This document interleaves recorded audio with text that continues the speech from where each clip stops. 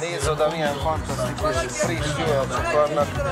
Mandarin, láttál ekkora citrót már valahol?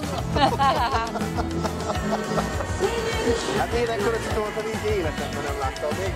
Minden kilója 120 forint. Természetesen minden friss, az itteni közelben levő narancs, így a pomelókat is, egészen a pomelónak, hát kemény 200 forint a kiló. Narancs is, hát az is kicsivel több, mint 200. Egészen elképesztő. Nézd meg ezt a gyönyörű paradicsomot. Paradicsomnak 450 forint kilója. Ezek mind az itteni környékbeli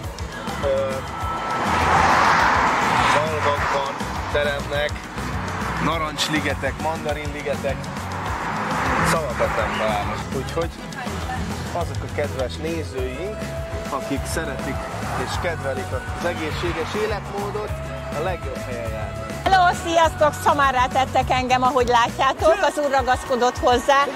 A szamár az itt egy nemzeti jelkép, a szigeten rengeteg vad szamár él, van egy számukra egy külön paradicsom a sziget északi csücskében, ami gyerekekkel egy fantasztikus élmény. Gyertek el és nézzétek meg!